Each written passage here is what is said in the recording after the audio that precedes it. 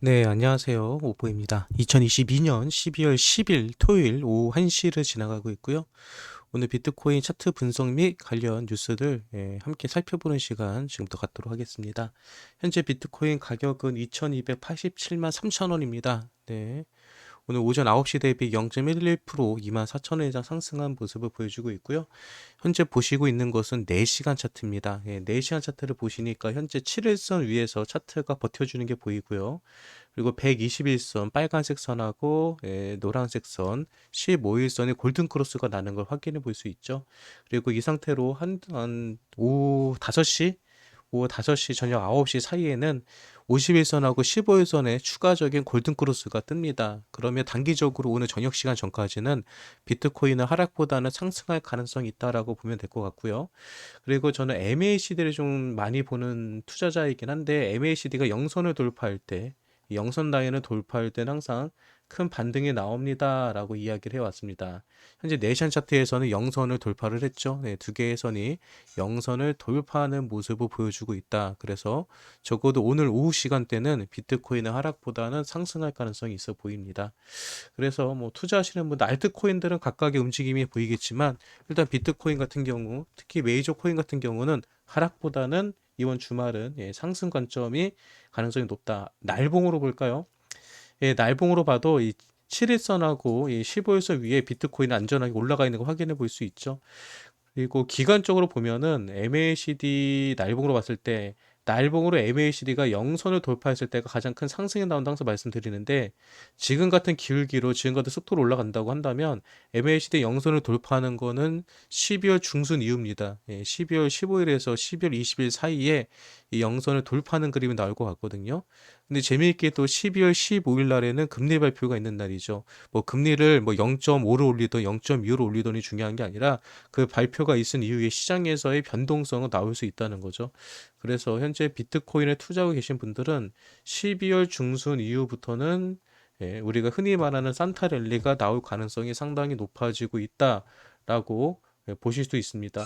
주봉도 볼까요? 주봉. 주봉 같은 경우도 보시면은 지금 어떤 그림이 나오고 있죠? 계속해서 기울기에 맞게 추세 라인에 맞게 올라가고 있는 게 확인해 볼 수 있죠. 이번 주 역시도 계속해서 밑꼬리를 올리면서 상승하는 모습. 네. 지금 한 달 내내 지금 4주 연속 비트코인의 저점은 올라가고 있다는 것도 확인해 볼 수 있습니다.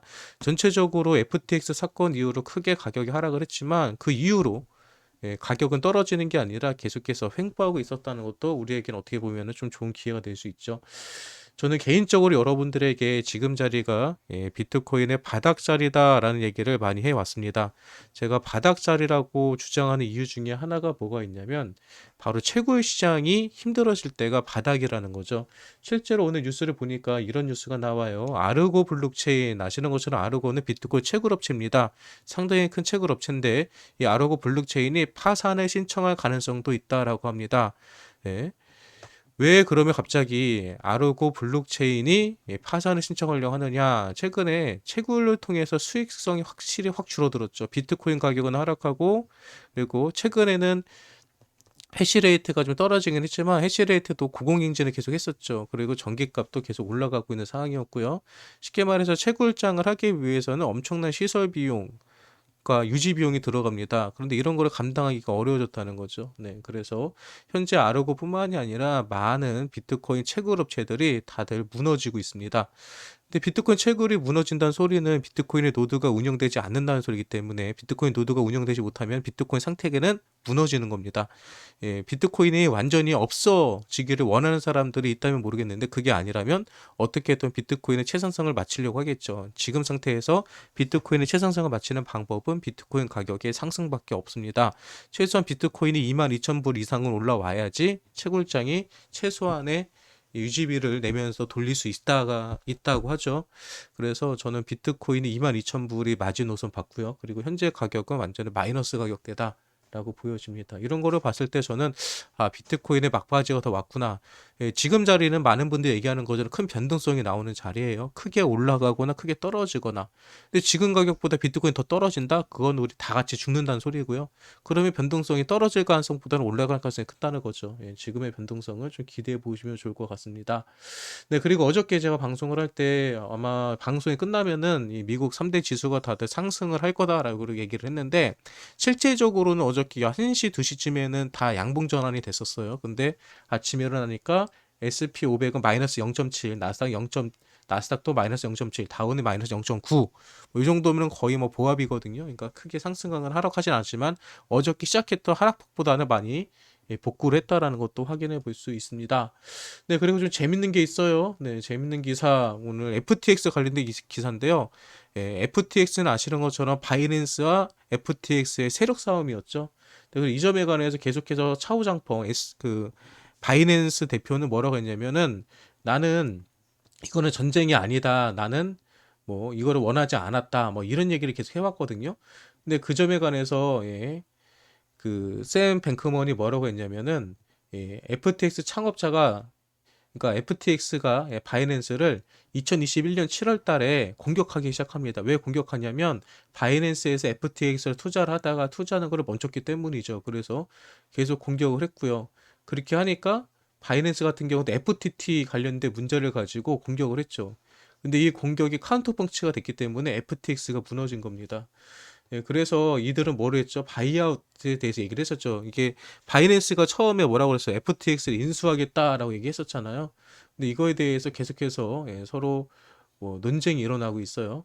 당시 뭐라고 했냐면은 FTX 그 대표는, 지금 와서 왜 이것에 대해 거짓말 하는가? 당시 우리는 바이아웃에 대해서 시작했다. 이것은 우리 사업에 매우 중요하기 때문에 진행됐다. 나는 당신은 협상 전술에 좌절했지만 그럼에도 그것을 진행하기를 결정했다. 당신은 우리가 7,500만 달러를 추가하지 않으면 마지막 순간 우리 떠나겠다고 협박했다. 네, 이것을 봤을 때 쉽게 말해서 바이낸스가 FTX를 인수하겠다라고 하면서 실제로 인수할 생각이 없었다. 뭐 이런 것들에 관해서 샘 뱅크먼이 얘기하고 있는 것 같아요. 네, 그러면서 차오장펑이 뭐 이대로 끝나면 상관이 없는데 해당 트윗에다 이런 얘기를 했죠. 이것은 경쟁이나 싸움이 아니다. 아무도 이기지 않았고 때문에 아무것도 중요하지 않다. 이거에 대해서 너는 나를 이겼다. 그리고 나를 공격했다. 그리고 나를 가지고 장난쳤다. 뭐 이런 얘기를 하는 거고요. 그러면은 왜 차오장펑이, 응? 왜 바이낸스가 FTX 공격을 했냐? 이거에 대해서도 이런 게 있어요. 그 FTX나 바이낸스 이런 거래소 대표들 그리고 주요 인사들 만을 위한 별도의 채팅창이 있대요. 별도의 단체 채팅창이 있는데, 여기에서도 FTX 대표인 샘 뱅크먼이 테더를 공격했었대요. 테더를 공격을 하니까 장펑이 그것을 당장 멈춰라. 아무것도 하지 말아라. 막 이렇게 얘기를 하고, 그러니까 샘 뱅크먼은, 내가 뭔 잘못을 했냐? 나 그런 거 잘못한 거 없다. 어?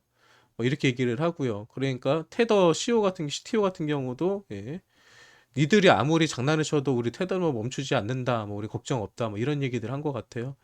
그러니까 중요한 거는 뭐 서로 간에 자존심 싸움, 서로 세력 싸움 이런 것들이 있던 것 같죠. 그리고 지금 비트코인이 좀 올라갈 수 있는 것 중에 하나가 뭐가 있냐면은 FTT에 관해서, FTT래 FTX 코인에 관해서 지금 가장 큰 문제가 됐던 게 FTT 코인의 가치 하락이었잖아요. 근데 FTT 가치가 다시 상승할 수 있는 여력이 나옵니다.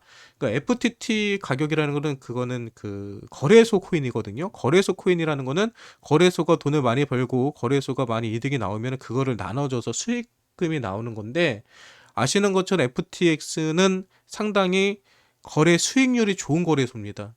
제가 항상 황금알을 낳는 거위라고 얘기를 하는데요. 즉 FTX를 그대로 살린다면, 그리고 현재 FTX에다 손해를 보고 있는 사람들에게, 야 니들이 기다려주면 우리가 거래소를 잘 발전시켜 가지고 여기서 수익금 나오는 걸로 너희들에게 손해본 거를 갚아줄게 라고 주장을 하는 겁니다. 그래서 새로운 FTT를 만들어서 그거를 나누어 주고, 그게 하나의 주권이 그 증권이 되는 거겠죠. 그걸 나눠주고, 우리가 거래소를 통해서 수익이 생기면은 그걸 너희들한테 나눠 주겠다. 이렇게 하면은 FTX는 다시 세계 최대 거래소가 될 수 있다라는 얘기하는데, 이거 충분히 가능한 얘기고요. 실제로 이 이야기가 나오니까 FTT 가격이 순간적으로 47% 정도 상승하는 일이 생겼습니다. 근데 이제 재밌는 건 뭐냐면은 이거에 대해서 이제 생 뱅크먼 프리드가 계속 얘기를 하니까 야 너는 조용해, 너는 그런 말 자격 없어, 우리가 알아서 할게. 왜 현재 법정 관리가 들어가 있거든요. FTX 같은 경우는 새로운 CEO가 들어와 있고 새로운 CEO가 그거에 대해서 앞으로 진행을 할 겁니다. 그래서 생각보다 FTX 같은 경우는 거래소가 잡거래소였으면 큰 피해를 봤을 텐데 실제적으로는 이거는 사업이 황금알을 낳는 사업이기 때문에 누군가가 인수를 해도 큰 돈을 벌 수 있는 상황이거든요. 그래서 채권자들 입장에서도 차라리 FTX가 잘 발전을 해가지고 거기서 수익금이 나오면 수익금이라도 받는 게 이득이지 않을까라고 생각을 하는 것 같습니다. 아무튼 오늘은 뭐 이런 뉴스들이 있었다는 거고요. 네, 오늘 토요일이죠. 토요일 오후입니다. 네, 오늘 하루도 즐겁고 편안한 하루 보내시고요. 저는 이따 저녁 방송 때, 정규 방송 때 찾아뵙도록 하겠습니다. 네, 이 영상이 여러분들에게 도움이 되셨다면 구독과 좋아요 눌러주시고요. 다시 말씀드리지만 오늘 오후 시간대는 비트코인이 하락보다는 상승할 가능성이 좀 더 있어 보이는 차트를 보여주고 있습니다. 전체적인 분위기도 그렇고요. 네, 아무튼 주말은 비트코인 떡상이 오는 걸 기대해 보면서 오늘 방송 여기서 마치도록 하겠습니다.